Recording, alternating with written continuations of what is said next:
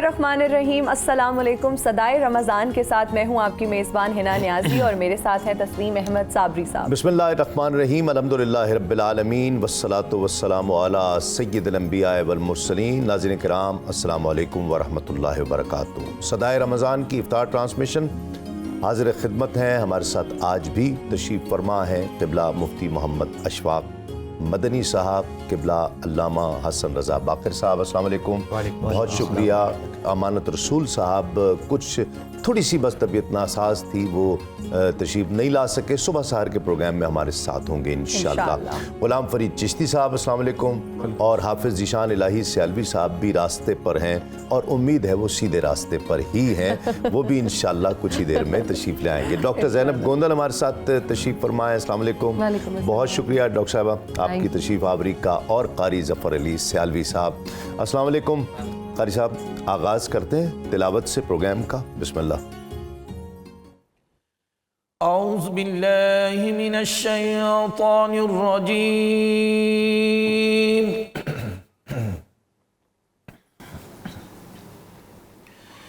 बिस्मिल्लाहिर रहमानिर रहीम।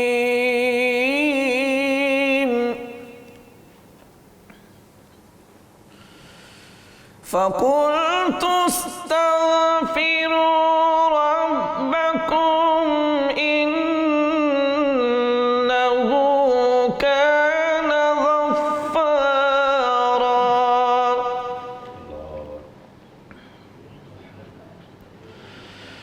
युरसिलिस समा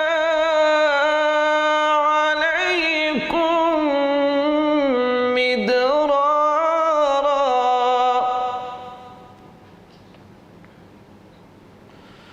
वयुमदिदकुम बिअम्वालिन वबनीन वयजअल लकुम जन्नातिन वयजअल लकुम अनहारा।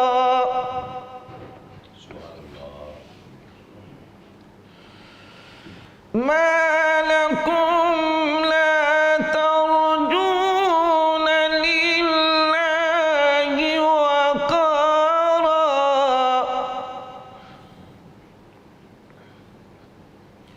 वक़द ख़लक़कुम अतवारा।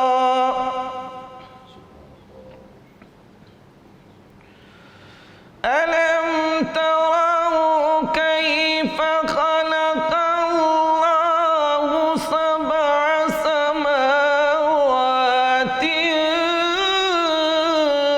तिबाक़ा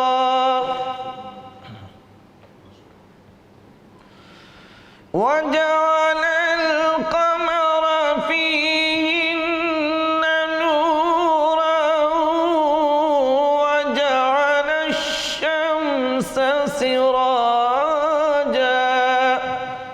सदक़ल्लाहुल अज़ीम। जज़ाकल्लाह माशाअल्लाह। सूरतुन नूह की आयात 10 से लेकर 14 की तिलावत का शरफ़ क़ारी ज़फ़र अली सियालवी साहब ने हासिल किया। तर्जुमा। तो मैंने कहा अपने रब से मुआफ़ी मांगो गो, बेशक वो बड़ा मुआफ़ फरमाने वाला है। तुम पर मूसलाधार बारिश भेजेगा और माल और बेटों से तुम्हारी मदद करेगा और तुम्हारे लिए बाग बना देगा और तुम्हारे लिए नहरें बनाएगा। तुम्हें क्या हुआ, अल्लाह से इज़्ज़त हासिल करने की उम्मीद नहीं करते, हालांकि उसने तुम्हें तरह तरह बनाया। क्या तुम नहीं देखते अल्लाह ने क्यों कर 7 आसमान बनाए एक पर एक और उनमें चांद को रोशन किया और सूरज को चिराग। अल्लाहुल अज़ीम ने सच फरमाया। नाज़रीन किराम, आज की हदीस पाक आज के मौजू से मुताबिकत सुबह भी हमने तौबा और इस्तिग़फ़ार, रब से मुआफ़ी मांगने, रब से बख्शिश तलब करने का ज़िक्र किया और इसकी अहमियत की तरफ रहनुमाई फरमाई उलमाए किराम ने। आज की हदीस पाक हज़रत अबू सईद खुदरी रज़ी अल्लाह ताला अन्हु से रिवायत है कि हुजूर नबी करीम सल्लल्लाहु अलैहि वसल्लम ने फरमाया कि शैतान ने बारगाहे इलाही में कहा कि ए अल्लाह, मुझे तेरी इज़्ज़त की कसम, मैं तेरे बंदों को जब तक उनकी रूहें उनके जिस्मों में बाकी रहेंगी गुमराह करता रहूँगा। अल्लाह ताला ने फरमाया, मुझे अपनी इज़्ज़त व जलाल की कसम, जब तक वो मुझसे बख्शिश मांगते रहेंगे मैं उन्हें बख्शता रहूँगा। नाज़रीन इकराम, ये बहुत बड़ी खुशखबर, बड़ा मुजदा है ये हदीस पाक, और यही सवाल है मुफ्ती साहब से हमारा पहला कि जब तक बख्शिश तलब करते रहें रब माफ़ करता रहेगा। गोया रब ये चाहता है कि मेरे बंदे मुझसे बख्शिश तलब करें और वो माफ़ करने के, नवाजने के बहाने तलाश करता है। मुफ्ती साहब जी बेशक, अल्लाह रब्बुल आलमीन प्यारे नबी हज़रत मोहम्मद रसूलुल्लाह सल्लल्लाहु अलैहि वसल्लम पर करोड़ों रहमतें नाजिल फरमाए और आपकी आल पर भी। अल्लाह की रहमतें बहाना तलाश करती हैं, बंदों को बख्शना चाहते हैं। जैसे एक शख्स वफ़ात के वक्त उसका भाई उसके पास आया और कहने लगा, ज़िंदगी भर तुम्हें समझाया था कि तू ठीक हो जा, लेकिन तूने सीधी राह को इख्तियार नहीं किया, अब मर कर अल्लाह को क्या मुँह दिखाएगा जी। तो उसने जवाब में कहा कि अगर मेरा मामला रब मेरी माँ के सुपुर्द कर दे तो क्या ख्याल है, मेरी माँ मुझे आग में डालेगी या जन्नत देगी? तो कहा माँ तो तुम्हें ज़रूर जन्नत देगी। तो कहने लगा, फिर अल्लाह मेरी माँ से ज़्यादा मुझसे मोहब्बत करता है। ये कहना था तो उसकी रूह कब्ज़ से उनसरी से परवास कर गई, और जब वो अल्लाह के हुजूर पेश हुआ तो उसके इस जुमले पर ही अल्लाह ने उसकी बख्शिश फरमा दी। गोया ये जिस तरह बंदा गुमान करेगा, हाँ, ये हदीस भी है कि अल्लाह रब्बुल आलमीन फरमाता है, मेरा बंदा मेरे बारे में जो गुमान रखता है मैं उसके गुमान के मुताबिक उस पर अपनी नवाजिशों के दरवाजे खोलता हूँ। अगर मैं कहता हूँ मेरे आमाल बुरे हैं, गलती मुझ में, गुनाह भी सरजद मुझसे हुए, मैं बहुत गुनाहगार हूँ, मैं अगर ये कहता हूँ कि रब मेरे साथ अच्छा करेगा, रब मुझे दोज़ख में नहीं जाने देगा, रब मुझे जन्नत में डालेगा, रब मुझ पर रहमत फरमाएगा, तो ऐसा ही होगा। ऐसा बहुत अच्छा है, कहना भी चाहिए और ऐसा नज़रिया भी रखना चाहिए और ऐसा ही होगा, लेकिन इसमें जर्रीपन नहीं होना चाहिए। ठीक, यानी ऐसा ना हो कि मुझे अल्लाह ताला बख्श देगा, मैं जो कुछ मर्जी करता, मैं जो मर्जी करूं। हाँ, इसके फिर दो पहलू बन जाते हैं। एक होता है कि खता होती है तो पाँव ज़रा वजनी हो जाते हैं कि मुझे यार ये करना तो नहीं चाहिए था, हो गया, लेकिन अल्लाह मेहरबान है, मुझे माफ़ करेगा। एक ये कॉन्सेप्ट है। दूसरा ये है कि जुल्म भी कर रहा है, ज़्यादती भी कर रहा है और लोगों को पामालो बर्बाद भी कर रहा है, और साथ में ये सोच रहा है कि अल्लाह ताला है ना करीम है, मुझे माफ़ कर देगा। तो ये फिक्र दुरुस्त नहीं है, जर्रीपन ठीक नहीं है, जर्री नहीं होना, हाँ, नडरपन ठीक नहीं है। अल्लाह रब्बुल आलमीन खताओं का तो अल्लाह को कोई नुकसान नहीं होता। हाँ, अलबत्ता बंदा खुद को बंदा ही ना समझे तो फिर अल्लाह इसको पसंद नहीं करता। बिल्कुल बिल्कुल। अल्लामा साहब, दुआ के हवाले से भी बात करते हैं। कहा यह जाता है कि दुआ जो है वो तकदीरें बदल देती है। इस्लाम में दुआ की क्या अहमियत है? बिस्मिल्लाहिर्रहमानिर्रहीम। अब देखिए, जो दुआ है वो लुग़वी एतबार से तो पुकारने के माना में होता है, लेकिन जब इंसान खुशू के साथ खुदा की बारगाह में अपनी इल्तिजाएं पेश करता है तो उसी को दुआ कहा जाता है इस्तिलाही माना में। अब अगर हम अहादीस की रोशनी में देखें तो दुआ जो है वो अम्बिया का भी हथियार है, और इसी तरह मोमिन का भी जो असलहा है वो दुआ होता है। यानी मोमिन दुआ को किसी भी सूरत में जब इस्तेमाल करता है वो उसके ज़रिए जो अपने मकासद हासिल करना चाहे वो कर सकता है। और देखिए, यही वजह है कि अल्लाह तबारक व तआला ने मुतअद्दिद मकामात पर अपने बंदे से खुद कहा है, उदऊनी, कि मुझसे दुआ मांगो। यानी अल्लाह तबारक व तआला तो बेनियाज है बंदों से, उसे ज़रूरत नहीं है कि हम उसके आगे हाथ फैलाएं, हालांकि हम मोहताज हैं कि हम उसकी बारगाह में हाथ फैलाएं। तो उसने कहा, तुम मुझसे दुआ मांगो, अस्तजिब लकुम, इसलिए मैं तुम्हारी दुआ को कबूल करने वाला है। और फिर कहा कि अगर तुम मुझे पुकारोगे तो मुझे अपने करीब पाओगे। यानी ये कुर्ब मकानी नहीं है, कुर्ब मानवी के एतबार से है। और फिर अगर हम जितने भी अम्बिया अलैहिमुस्सलाम देखें तो उन्होंने अल्लाह तबारक व तआला से दुआ का रिश्ता इस कदर मजबूत किया कि हमें मुख्तलिफ अम्बिया, जनाब आदम अलैहिस्सलाम की दुआएं अलग मिलती हैं, जनाब नूह अलैहिस्सलाम, जनाब इब्राहीम अलैहिस्सलाम, जनाब ईसा अलैहिस्सलाम, जनाब ज़करिया अलैहिस्सलाम। यानी इसका मतलब ये है कि वो जो एक नज़रिया था ना कि ये अम्बिया का असलहा होता है कि वो हमें कुरान मजीद में अमली शक्ल में नज़र भी आ रहा था। ठीक है। अब देखिए, जब हम दुआ करते हैं तो सबसे पहले उसमें अहम चीज़ यही होती है कि हमें दुआ करते हुए अल्लाह की ज़ात के बारे में हुस्न ज़न रखना चाहिए कि जब मैं उसकी बारगाह में हाथ फैला रहा हूँ तो वो मेरी दुआ मुझे जरूर देगा, जरूर अता करेगा। बेशक ऐसा ही है। और साथ ये भी है, जब हम फिर दुआ कर रहे हो तो हमें दुआ के साथ हाथ पे हाथ रख के बैठ नहीं जाना चाहिए, अमली तौर पर भी वो काम करना दुआ चाहिए। के साथ दवा भी जरूरी, दवा भी ज़रूरत है, इसलिए कि रसूल खुदा सल्लल्लाहु अलैहि वसल्लम की हदीस मुबारक है, आपने जनाब अबू ज़र ग़िफ़ारी रज़ी अल्लाह ताला अन्हु से फरमाया कि जो बंदा दुआ तो करता है मगर उस दुआ की तकमील के लिए फिर कोई अमल नहीं करता तो वो ऐसा ही है कि जैसे बंदा कोई तीर तो चला रहा हो लेकिन बगैर कमान के तीर चला रहा हो। सुभान अल्लाह। और इसी हवाले से इमाम जाफर सादिक अलैहिस्सलाम का भी एक फरमान है कि आपने फरमाया, एक बंदा खुदा के घर में बैठ जाता है, नमाज पढ़ता है, रोज़ा रखता है, अमल खैर करता है और वो कहता है अब मैं कुछ नहीं करूँगा, अल्लाह मुझे यही रिज़्क देगा। आपने फरमाया ये उन बंदों में से है कि जिनकी दुआ कबूल ही नहीं होती।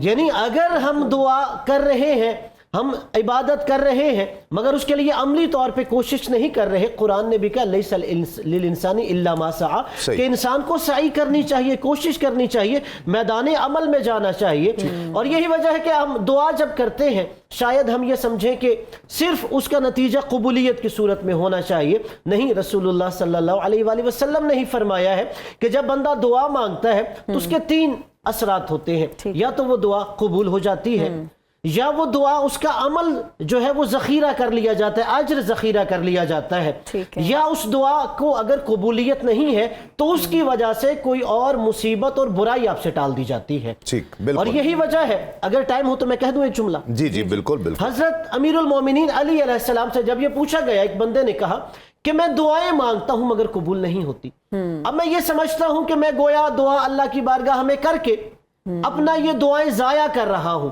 आपने फरमाया नहीं, अगर तुम्हारी कोई दुआ कबूल नहीं भी होती तो उसका ये मतलब नहीं वो दुआ जाया हो गई है, बल्कि वो दुआ खुदा की बारगाह में जमा हो गई है। कि जब कयामत का दिन होगा, बंदे को नामा अमाल दिया जाएगा, वो अपना नामा अमाल पढ़ेगा, वो कहेगा ये अमाल तो मैंने नहीं किए जिनका मुझे अजर दिया जा रहा है।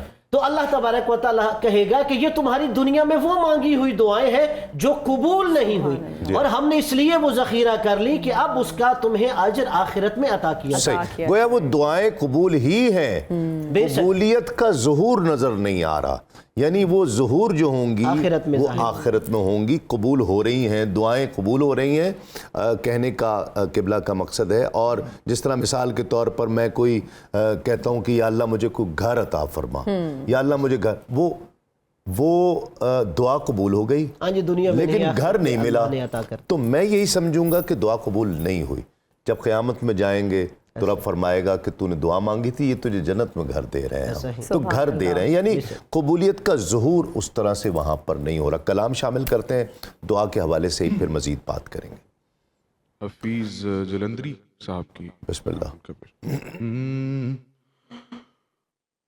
सलाम आमना के लाल ए महबूब सुबहानी,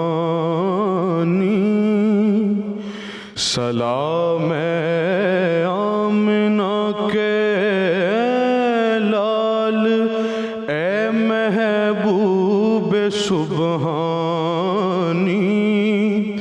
सलाम फ़ख्र मौजूदात फ़ख्र नौ इंसानी,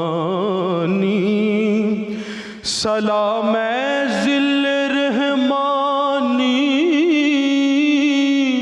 सलाम नूर यज़दानी, सलाम ज़िल रहमानी, सलाम नूर यज़दानी, तेरा नक्शे कदम है जिंदगी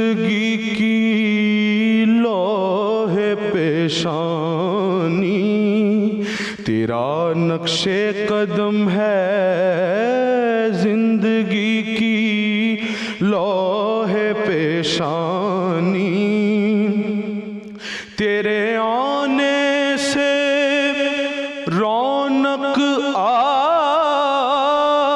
गई गुलजार हस्ती में, तेरे आने से रौनक आ गई गुलजार हस्ती में, शरीके हाल किस्मत हो गया फिर फजल रब्बानी, शरीके हाल किस्मत हो गया फिर फजल रब्बानी, तेरी सूरत तेरी सीरत तेरा नक्शा तेरा जलवा, तबस्सुम गुफ्तगू बंदा नवाजी खंदा पेशानी, तबस्सुम गुफ्तगू बंदा नवाजी खंदा पेशानी, तेरा दर हो मेरा सर हो, मेरा दिल हो तेरा घर हो, मेरा घर हो तेरा दर हो, मेरा सर हो, मेरा दिल हो तेरा घर हो, तमन्ना मुख्तसर सी है मगर तमहीद तोलानी, तमन्ना मुख्तसर सी है मगर तमहीद तूलानी, सलाम आतिशे जंजीर बातिल तोड़ने वाले, सलाम आतिशे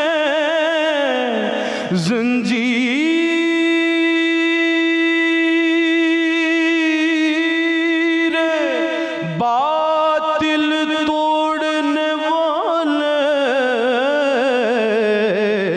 सलाम खाक के टूटे हुए दिल जोड़ने वाले, सलाम आमना के लाल ए महबूब सुबहानी, सलाम फ़ख्र मौजूदात फ़ख्र नौए इंसानी। वाह माशाअल्लाह। सुभान अल्लाह। हिना हम दुआ के लिए बात कर रहे हैं, और जब किसी माँ का बच्चा जब कोई बीमार हो जाए ना और बीमार पड़ा हो, तो बच्चे माँ को दुआ के लिए अल्फाज की ज़रूरत नहीं पड़ती, बेशक उसके दिल से निकलने वाली आहें इल्तिजाएं बन जाती हैं, बेशक उसकी आँखों से निकलने वाले आंसू खुद ही इल्तिजाएं बन जाते हैं। तो वो अल्फाज जो मसनून हैं, जो कुरान मजीद में आए, अहादीस में आए, वो तो मुबारक हैं। क्या दुआ के लिए लफ्ज़ की ज़रूरत है? देखिए, जो दुआ है ये बंदे का अपने रब के साथ वो ख़ास ताल्लुक़ है जिसमें कोई ज़ाब्ता नहीं रखा गया है। अल्लाह। यानी नमाज आप पढ़ते हैं तो उसका ज़ाब्ता है कि अरबी में ही आप पढ़ेंगे, उसके अंदर आप उर्दू नहीं शामिल कर सकते, अपनी कोई भी और ज़बान नहीं शामिल कर सकते। दुआ को इस अंदाज से अता किया गया है कि इसमें कोई ज़ाब्ता नहीं जी हाँ। है। गूंगा भी अल्लाह से दुआ कर सकता है, बेज़बान भी अल्लाह से बात कर सकता है। बस अल्लाह चाहता है कि मेरा बंदा मुझे महसूस करके गुफ्तगू करे। जब इसीलिए तो कहा गया कि माँ बाप की दुआ औलाद के हक में फ़ौरन कबूल होती है। उसकी वजह क्या होती है? अगर कोई और शख्स आपके लिए दुआ करेगा ना तो वो लफ्जों की हद तक करेगा कि या अल्लाह इसका ये मसला हल कर दे, चाहे वो जितना और मर्जी इखलास भी होगा, लेकिन उस कमाल पर नहीं होगा ना जिस पर माँ बाप का होगा। उसकी वजह यह है कि औलाद माँ बाप के जिगर का टुकड़ा है। वाह वाह वाह। यानी इतना औलाद अपने आप में दुख महसूस नहीं करते जितने माँ बाप उसके दर्द को महसूस करते हैं। बिल्कुल, यही ऐसा वजह ही है। होती है कि रातों को बीमार बच्चे होते हैं और जागते माँ बाप हैं। वाह हाय हाय। है मरती औलाद है और जिंदगी उनकी अजीरन हो जाती। किसी का बच्चा फौत हो जाए तो पूरी जी हाँ। जिंदगी जो है माँ बाप, औलाद माँ बाप को बाज दफा भूल जाती है, लेकिन माँ बाप अपनी औलाद को कभी नहीं भूला वो कर। नेचुरल साइकिल है ना। अब वो नेचुरल साइकिल से जब चीज हटेगी तो वो फिर बाप जो है ना बच्चे की मौत को बर्दाश्त नहीं कर पाए। नहीं कर सकते। उसकी वजह यह कि ये उसके जिस्म का हिस्सा है। जी हाँ। ये उसके दर्दों को और खुशियों को महसूस करता है। बेटा जो है अगर तरक्की कर जाए और बाप से ज्यादा अमीर हो जाए तो वो खुश होता है। ठीक। वो ये जेलसी महसूस नहीं करता कि मेरा बच्चा जो है मुझसे बिल्कुल। ज्यादा आगे बढ़ गया है। ऐसे ही उसकी वजह यही है कि वो उसके जिस्म का हिस्सा है। तो दुआ की जो खूबी है वो माँ बाप में नजर आती है। और माँ बाप की तरह अगर आप दुआ अपने लिए करेंगे तो फिर आपकी दुआओं की कबूलियत को कोई भी रोक नहीं सकता है। ठीक है। दरअसल जो दुआ है, हजरत इमाम जाफर सादिक अलैहिस्सलाम व रज़ी अल्लाह ताला अन्हु, आपने बड़ी खूबसूरत बात कही। कहा आपके पास सब कुछ भी है ना, आप तरक्की कर गए हैं, आपके पास गाड़ियां हैं, बंगलोज हैं, आप दौलत के अंबार हैं, तो फरमाते हैं फिर भी दुआ मांगा करो। कहा कि क्यों दुआ मांगा करो? कहते हैं कि अल्लाह रब्बुल आलमीन के हुजूर कुछ मकाम ऐसे हैं जो बगैर दुआ के अता ही नहीं किए जाते। अल्लाह रब्बुल आलमीन ने कुछ ऐसे दर्जे रखे हुए हैं कि मांगोगे तो मिलेगा। और ये दुआ फिर ऐसी चीज है, कायनात आलम में हमारे अब्बा हुजूर हजरत आदम अलैहिस्सलाम जब तशरीफ लाए तो सबसे पहला अमल जो उन्होंने किया वो दुआ ही तो मांगी थी। जी जी बिल्कुल। अल्लाह हम पे रहम फरमा। और कायनात आलम का हर वो बंदा जो अल्लाह की मार्फत पा लेता है वो फिर बार बार मांगता है। हुजूर अलैहिस्सलातु वस्सलाम की तालीमात हैं कि अदना से अदना चीज और आला से आला चीज वो अल्लाह से मांगा करो। हुजूर अलैहिस्सलाम देखे कैसे मांगते थे, अल्लाहुम्मा इन्नी अऊज़ु बिका मिनल कसल वल बुखल व अर्ज़लिल उम्र व फितनतिद दज्जाल व फितनतिल महिया वल ममात। ये मांगते थे, या अल्लाह मुझे सुस्ती से मैं तेरी पनाह चाहता हूँ और इतनी ज्यादा उम्र मिले कि जिसमें बंदा मोहताज हो जाए, उससे तेरी पनाह चाहता हूँ, दज्जाल के फितने से पनाह चाहता हूँ। ये सारी चीजें हमें इस कैफियत में मांगनी चाहिए कि मेरा कासा फैला हुआ है और रब की अताएं बरस रही हैं और ये कभी भी खाली नहीं लौटेगा। बेशक बेशक। बेहतरीन अल्फाज कौन से हैं? वो अल्फाज जो नबी करीम सल्लल्लाहु अलैहि वसल्लम ने अदा किए, वो अल्फाज जो कुरान मजीद में दुआओं के लिए आए, वो अल्फाज ज़्यादा बेहतर हैं दुआ के लिए, या जो मेरे दिल से निकले वो लफ्ज़ मैं अगर बोलना चाहूँ, बेहतर क्या है? किस तरह दुआ करें? अब देखिए, कुरान ने हमें अम्बिया की ज़ुबानी जो दुआएं सिखलाई हैं वो भी गोया हमें बताया गया कि अम्बिया अलैहिमुस्सलाम के भी दुआ के अल्फाज क्या थे, तरीक़े क्या थे। इसलिए आप देखें एक नबी की दुआ दूसरे नबी के अल्फाज मुख्तलिफ नज़र आते हैं। इसका मतलब ये है कि हर एक अपनी क़ल्बी कैफियत को पहले मद्देनज़र रखे कि उसकी क़ल्बी कैफियत कैसे होती है, फिर वो उसी क़ल्बी कैफियत के तहत खुदा से अपना रिश्ता जोड़ता है। और देखिए, बंदे से अगर मांगा जाए, एक दफ़ा आप मांगेंगे दे देगा, दूसरे दफ़ा कुछ मांगेंगे दे देगा, तीसरी दफ़ा हिचकिचाएगा, फिर आप उससे मांगेंगे वो आहिस्ता आहिस्ता आपसे दूर होता चला जाएगा। तो पीछे पे गया। ऐसा ही है, बंदे से जितना मांगा जाए वो उतना दूर होता चला जाता है, और अपने रब से जितना मांगो वो उतना तुम्हारे करीब होता है। सुभान अल्लाह। इसलिए ज्यादा से ज्यादा अपने रब से मांगा करो। और एक बंदे ने अमीरुल मोमिनीन हजरत अली अलैहिस्सलाम से अर्ज किया, देखो अल्लाह ने तकदीर तो लिख दी है कि ये काम मुझे होना है मेरे साथ, ये अता होगा, ये नहीं होगा, तो फिर हमें दुआ का हुक्म क्यों दिया? आपने फरमाया हो सकता उस तकदीर के अंदर यही लिखा हो, तू मांगेगा तो तुझे मिलेगा। बेशक बेशक, बहुत खूब, बहुत अच्छी बात। नाज़रीन किराम, एक वक्फा लेंगे, वक्फे के बाद हिना नियाज़ी आपको किचन तक ले जाएंगी। लौटते हैं इस यकीन के साथ आप कहीं नहीं जाएंगे। देखते रहिए सदाए रमज़ान।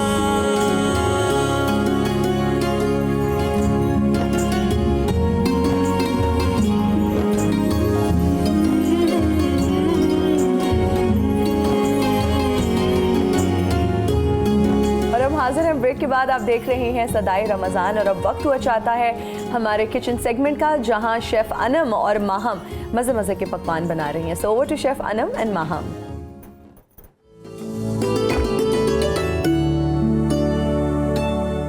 अस्सलामुअलैकुम, मैं हूं आपकी होस्ट माहम जाहिद। सदाए रमज़ान की खुसूसी ट्रांसमिशन जारी है और इफ्तार पकवान के सेगमेंट में वन एंड ओनली हमारे साथ अनम शेख, जो कि मज़ेदार किस्म के भरपूर लज्जत से हमें पकवान तैयार करके दिखाती हैं, सिखाती हैं और यकीनन आप सीख भी रहे होंगे। और एज़ यूजुअल हाथ धोने बहुत ज़रूरी हैं। अनम हाथ धो बैठी हैं डिटॉल कूल से और मैंने हाथ धोने हैं। तो डिटॉल कूल आपको रखता है फ्रेश और जरासीम से पाक करता है।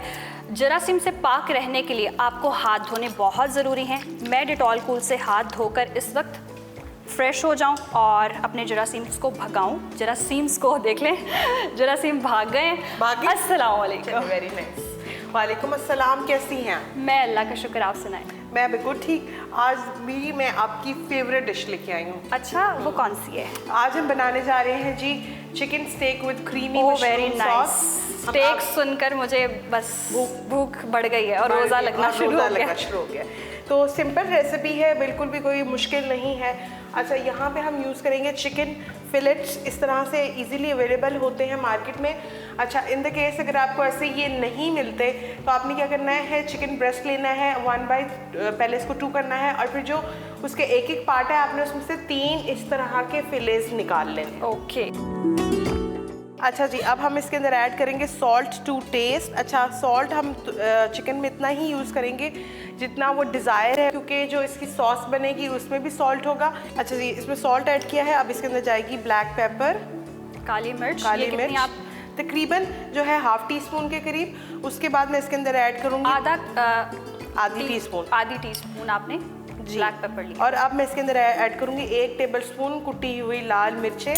इसके बाद इसके अंदर जाएगा 2 टेबलस्पून के करीब सोया सॉस, 1 खाने का चम्मच कुटी हुई लाल मिर्चें और 1 खाने का चम्मच ही सोया सॉस। और इसके अंदर जाएगा तकरीबन 1 टीस्पून के करीब मस्टर्ड पेस्ट। Okay, 1 teaspoon.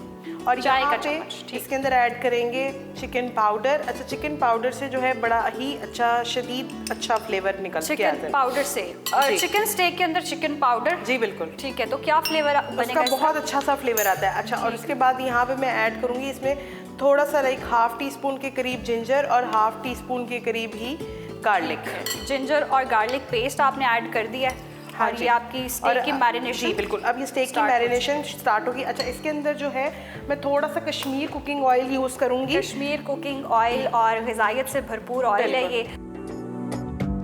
आपको ये भी बताती चलूँ कि जो कश्मीर ऑयल है ना, इसमें है 100% नेचुरल इंग्रेडिएंट्स और जितने भी इंग्रेडिएंट्स हैं ना वो बहुत नेचुरल हैं। आपको कोई आर्टिफिशियल फ्लेवर या आर्टिफिशियल अरोमा इसमें ऐड नहीं है। तो ये जो ऑयल है ग़िज़ाइयत से भरपूर है। अगर आप अपने खानों में ऐड करेंगे तो खाने बहुत लजीज भी बनेंगे और हेल्दी भी बनेंगे। बिल्कुल। अच्छा जी, अब ये हो गई है इसकी मिक्सिंग अच्छी तरीके से।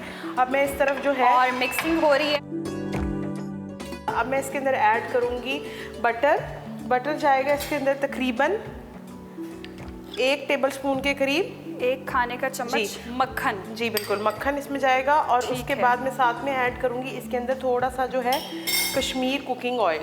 Again Kashmir cooking oil. और मक्खन क्योंकि जल जाता है तो थोड़ा सा ऑयल ऐड करना ज़रूरी होता है ताकि मक्खन का वो जला हुआ फ्लेवर ना आए और एकदम से जलना ना शुरू हो जाए। बिल्कुल। तो अब मैं यहाँ से अपना एक स्पून ले लेती हूँ ताकि इवनली जो है बटर हम स्प्रेड कर सकें इसको अच्छे तरीके से इसके ऊपर। तो ये जो है बटर लग गया है और इतना ही हमें बस डिज़ायर है बटर का। और अब क्या मैं करूँगी कि यहाँ से मैं ले लेती हूँ अपना ये, और इस फिलिस को जो है हम इस तरह से करके वेरी नाइस पैन के ऊपर रखेंगे। अच्छा, ग्रिल को हमने जो है फुल तेज़ उस पर कुक करना है। ठीक, तेज़ आंच पे आप तेज़ आंच पे कुक करेंगे, क्योंकि अगर आप इसको हल्की आंच पे कुक करेंगे तो क्या होगा कि एकदम चिकन जो है अपना पानी जो है वो छोड़ देगा और वो हमें नहीं चाहिए इसके अंदर। ओके। और ये आप बता रही थी कि जो भी कोई बीफ या मटन के शौकीन लोग हैं जी, वो अपना टेस्ट के मुताबिक इस्तेमाल लेकिन कर उसके सकते हैं। हिसाब से बिल्कुल जो है वो साथ के में हिसाब से फिर ये पकाने का टाइम भी चेंज हो जाएगा। ठीक है। स्टेक को आपने इसी तरह ही ग्रिल पैन पे ही सोते करना है।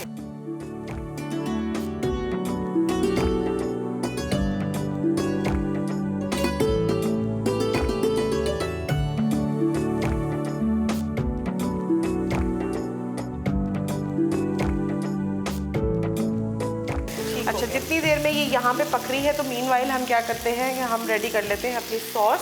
तो सॉस के लिए जो है मैं यहाँ से स्टोव ऑन कर लेती सॉस हूँ। आप किस सॉस से सर्व कर रही हैं? हम इसके साथ बना रहे हैं क्रीमी मशरूम सॉस। तो क्रीमी मशरूम सॉस के लिए जो है मैं बटर ले लेती हूँ फिर से, और बटर को हमने लेकर अगेन एक और पैन लें और उसको मक्खन लगाएं। मक्खन आज बहुत लगेगा। आज मक्खन ही मक्खन आज लग रहा सिर्फ है। मक्खन ही लगेगा। फिर मैं भी आपको ज़रा और मक्खन लगाऊं, हाँ, मुझे ज़्यादा ताकि मक्खन मुझे लगाएं। मज़ीद डिशेस खाने को मिलें। बिल्कुल। अच्छा, जैसे ही मक्खन जो है हमारा अभी सॉफ्ट हो जाएगा तो ठीक है। साथ ही मैं इसके अंदर ऐड कर दूंगी जिंजर गार्लिक पेस्ट। तो मीनवाइल जो है हम इसको पलट लेते हैं। पलट लेते हैं। देखिए कितनी अच्छी सी जो है लाइंस आनी शुरू हो गई हैं, और कलर कितना प्यारा आ रहा है इसका, वेरी नाइस। और इस वक्त जो खुशबू आ रही है वो मैं फील कर सकती हूँ। तड़क भड़क शुरू हो चुकी हाँ है। जी, ये धड़क भड़क ज़रा ज़रूरी होती है इसके लिए ज़रा, ताकि जो है एक स्मोक का जो एक फ्लेवर आता है, एक टेक्सचर आता है, वो भी इसमें। अब ये जो है बटर हमारा भी हमारा है मेल्ट हो गया है। और मैं अब इसके अंदर ऐड करूँगी ये जिंजर गार्लिक अदरक पेस्ट। लहसुन का पेस्ट हाँ जी। आपने इसमें ऐड कर देना है। बिल्कुल और ये आपने हल्की आंच पे ही रखना है। बिल्कुल हल्की अनम, आंच आज तो दोनों पैन्स में ना बहुत तड़क भड़क हो रही है। पे। हाँ जी, और साथ में ही Very मैं nice। इसके अंदर ये मशरूम्स ऐड कर दूँ। मशरूम्स ऐड हो गए। ओके, तो अब इसमें मशरूम्स आपने कितने ऐड किए? तकरीबन 1 कप के करीब जो है, छोटा 1 कप, लाइक 3 से 4 मशरूम्स जो ठीक है है। मैंने इसके अंदर ऐड किए। अच्छा, अब इसके अंदर हमने क्या करना है, अब इसके अंदर ऐड करेंगे थोड़ी सी कुटी हुई लाल मिर्च। ये कुटी हुई लाल मिर्च इसमें ऐड हो चुकी है, और रिमेनिंग थोड़ी सी जो हाफ टी स्पून हमारा ब्लैक पेपर है, काली मिर्च। इसमें जाएगा चिकन पाउडर, इसमें भी सॉस में भी आपने चिकन पाउडर यूज़ करना है। और मैं साथ साथ जो है अपनी स्टेक की तरफ स्टेक को भी देखती रही। ये मैं पलट सकती हूँ वैसे। हाँ। अब तो इसका तड़कना भड़कना थोड़ा बंद हो गया, तो साथ साथ आप सॉस। अच्छा, ये थोड़ा सा टफ काम है, ये जो आप पैन को हिलाती हैं। हाँ, बस वो क्योंकि साथ साथ मैं चाह रही हूँ कि अच्छा सा डिज़ायर कलर आ ठीक जाए है, उसके ठीक है, ऊपर। ठीक है। और साथ में इसके अंदर ऐड करेंगे हम ऑरिगेनो। ओके, ये सॉस में आपने कितने चम्मच ऐड किए ऑरिगेनो? जो है ऑरिगेनो का ऐड किया है। 1 टीस्पून आपने ऑरिगेनो का इसमें ऐड कर देना है। और ये तड़क भड़क इतनी हो रही है कि अब गले में भी। और अब जो है हम इसके अंदर ऐड करेंगे ये जो हमारा मिल्क है। ओह फाइन, इसमें दूध ऐड होगा। अच्छा, मैं हमेशा से क्रीमी सॉस में सोचती थी कि ये पता नहीं वाइट किस सॉस से बनते हैं ना, लाइक ऐड करते हैं, दही ऐड करते हैं या क्रीम ऐड करते हैं, लेकिन ये दूध ऐड किया जा रहा है। साथ ही हम इसके अंदर ऐड और ये कर बड़ी देंगे क्रीमी क्रीम। सॉस तैयार होगी। इसमें क्या है? ये क्रीम भी। ओह ऑल राइट, मैंने देखें क्रीम का नाम लिया आपने, बड़ी क्रीम भी ऐड हो गई है इसके अंदर। ये इसमें चली गई। क्रीम आपने कितनी ऐड की है? तकरीबन मैंने हाफ कप के करीब जो है क्रीम ऐड की। ये सिजलर को आपने ऑलरेडी पहले ही गर्म करना बिल्कुल शुरू कर देना है। अब ये जो स्टेक हमारी रेडी हो गई है, इसको कर लेंगे हम डिश आउट पे। अच्छा, ये इतनी देर, कितनी देर लगती है इसको पकने में? 4 to 5 minute. 4 to 5 minutes. 4 to 5 minutes ये दरकार है हमारे स्टेक को फुल ऑन कुक होने में। और कुछ लोग वैसे मीडियम भी पसंद करते हैं कुक, और थोड़ा जी, लेकिन ये जो है उसके अंदर होती है जब आप उसको बीफ में कर रहे हैं। हाँ ठीक है, ठीक है। ये तो दूध की तरह उबलना शुरू हो गई है। इसमें दूध ऐड किया है? जी बिल्कुल, इसमें दूध है। बस आपने ध्यान रखना है कि दूध की तरह उबल के कहीं गिर ना जाए। और अपने साथ जो है अपनी सॉस को भी देख लेते हैं। ये सॉस भी रेडी हो चुकी है और स्टेक भी बहुत ही प्यारा कलर है, और रिड्यूस हो जाए सॉस हमारी, क्रीमी सी सॉस रेडी होगी। और ये जो हमारी वेजिटेबल है, सौते वेजिटेबल, इसको हम इसी पैन के अंदर ही सौते कर लेंगे। ठीक हो गया। इसे कहते हैं हम basically one pan cooking. Very nice. देखें, झटपट तैयार, खाने के बर्तन भी ज़्यादा गंदे नहीं होंगे। एक पैन में अनम ने आपको एक तो कम टाइम में और ज़्यादा बर्तन भी गंदे नहीं करने।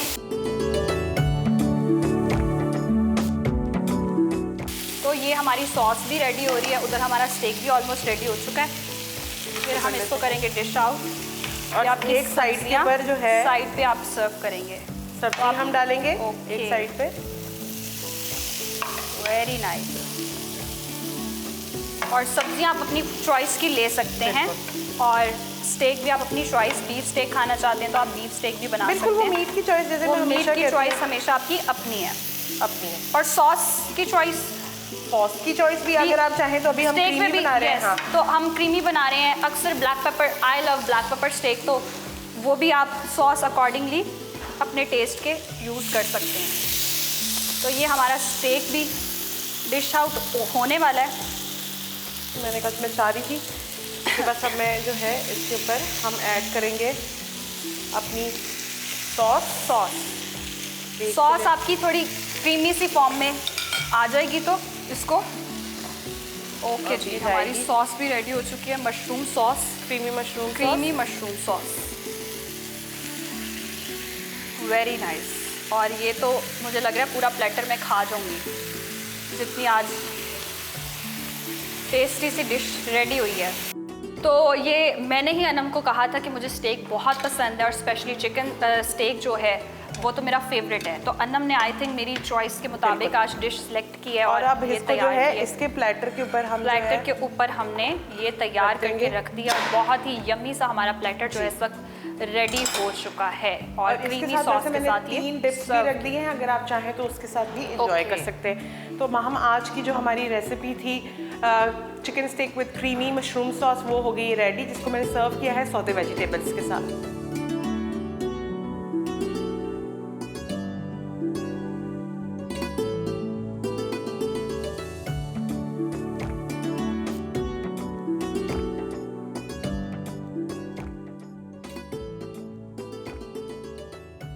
जी बिल्कुल, मेरी पुरजोर फरमाइश पे अनम ने ये स्टेक रेडी किया और बहुत ही यमी सा लग रहा है। प्लेटर सर्व हो चुका है और बस एक ही इंतज़ार है, और वो है रोज़ा खुलने का। यकीनन आप लोग भी इंतज़ार कर रहे होंगे। हमारा टेबल भी सज चुका है, आप लोगों का भी टेबल सज गया होगा। यकीनन दुआ कीजिएगा और हमें भी दुआओं में याद रखिएगा। इसी के साथ ही आज के लिए मुझे दीजिए इजाज़त। कल मुलाकात होगी एक नई मज़ेदार सी दिलचस्प सी रेसिपी के साथ, लेकिन जाते जाते हाथ धोने ऑब्वियसली ज़रूरी हैं, तो मैं डिटॉल कूल से हाथ धोंगी और अपने हाथों को रखूँगी जरासीम से पाक। ये करता है 99.9% जरासीम का खात्मा, और आपको रखता है फ्रेश। तो इफ्तार से पहले फ्रेश होना बहुत ज़रूरी है। मैं होती हूँ फ्रेश। मुझे दीजिए इजाज़त। अल्लाह हाफ़िज़।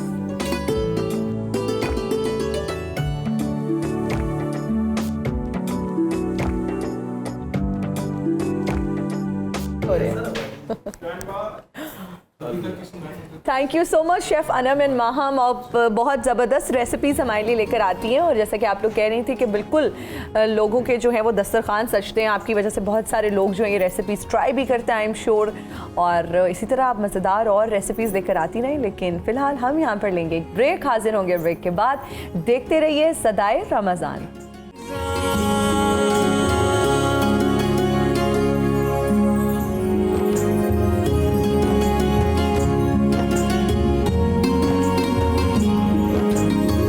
हाजिर हैं ब्रेक के बाद। आप देख रहे हैं सदाए रमज़ान। हाफिज़ ईशान इलाही सियालवी साहब ने भी हमें ट्रांसमिशन में ज्वाइन कर लिया। अस्सलाम वालेकुम, कैसे हैं आप? आज खैरियत? देर से आए? बस कुछ इमरजेंसी हो गई थी। अच्छा, अल्लाह ताला खैर फरमाए। खैर फरमाए, आमीन जी। और डॉक्टर ज़ैनब गोंदल हमारे साथ मौजूद हैं। आज हम उनसे बात करेंगे फ्राइड चीज़ों के हवाले से, जो कि इफ्तार का अगर हम दस्तरखान की बात करें तो उसकी जीनत होती हैं फ्राइड चीज़ें, और घर में हर घर में बहुत पसंद की जाती हैं। कोई हमसे पूछे, हमारे सामने जब यहाँ पे पकौड़े समोसे रखे होते हैं तो उनको रेजिस्ट करना कितना मुश्किल होता है। लेकिन आज हम फैक्ट्स पे बात करेंगे कि क्या हमें ये पकौड़े समोसे और तली हुई चीज़ें खानी भी चाहिए या नहीं खानी चाहिए। जी डॉक्टर ज़ैनब, आपने आज जैसा टॉपिक चूज किया है ना कि मोस्टली लोग तो देखेंगे ही नहीं, और अगर सुनेंगे तो मानेंगे नहीं, क्योंकि ये टॉपिक ही ऐसा है। तो फिर छोड़ देते हैं, कुछ और बात करते हैं। लेकिन इसको लोगों तक पहुंचाना, बताना, वो बड़ा इम्पोर्टेंट है जी। क्योंकि जब हम बात करते हैं कि पकौड़े समोसे क्या खाने चाहिए या नहीं खाने चाहिए, ये बड़ा मेजर क्वेश्चन है। पकौड़े समोसे खाना गलत नहीं है, ठीक, लेकिन जिस तरह से हम उनको बनाते हैं और फिर खाते हैं वो गलत है। जैसे कि हम डीप फ्राइड ऑयल में उसको करते हैं, और हमारे घरों में यूजुअली जो हम करते हैं, एक ऑयल जो एक दिन यूज हुआ अगले दिन उसी ऑयल में अगला ऑयल डाल देते हैं। जब एक ऑयल एक स्पेसिफिक टेम्परेचर तक हीट में चला जाता है, फिर उसके अंदर टॉक्सिन्स और कैंसर सेल्स जो हैं वो सॉइल में प्रोड्यूस होने लग जाते हैं। एक ऑयल कितनी बार इस्तेमाल करें? एक बार। एक इतनी महंगाई है आप डॉक्टर ज़ैनब। सिंपल ऑयल ही उतना डालें जितने में आप उसको फ्राई करें, और बाकी ऑयल जो है उसको कोशिश करें कि इस्तेमाल ना किया करें। जाए। जितना चाहिए उतना ही डाला जाए और उसके बाद उसका यूज ना हो।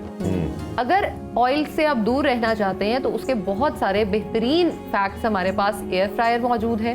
बेक करके खाया जा सकता है। ये एक ऐसे ऑल्टरनेटिव्स हैं जो हेल्दी भी हैं, क्योंकि अगर हम पकौड़ों की बात करें तो पकौड़े वाकई ही एक ऐसा आइटम है जो ताकत भी देते हैं हम लोगों को। उसमें जो बेसन है वो बहुत ताकतवर है। आलू प्याज जो हमारा उसका मटेरियल है वो बहुत ही एनर्जेटिक होता है, और रोजे के फौरन बाद एक नमकीन चीज खाने का, एक हेल्दी स्नैक खाने का दिल करता है, तो पकौड़े वो हेल्दी स्नैक हो सकते हैं। लेकिन अगर हम उसको एयर फ्रायर में या बेक करके खाएं, अगर हम उसको बहुत ज्यादा तेल में तल के खाते हैं तो उसकी अफादियत जो है वो खत्म हो जाती है। बेसन जब बहुत ज्यादा ऑयल में चला जाता है तो जो फायदा हम उसका लेना चाह रहे होते हैं वो हमें नहीं मिल पाता उससे। और उसके अलावा जैसे हम बाकी आइटम्स लेते हैं, चिकन को हम फ्राई करते हैं, उसकी कोटिंग बहुत ज्यादा कर देते हैं, फिश को फ्राई करते हैं।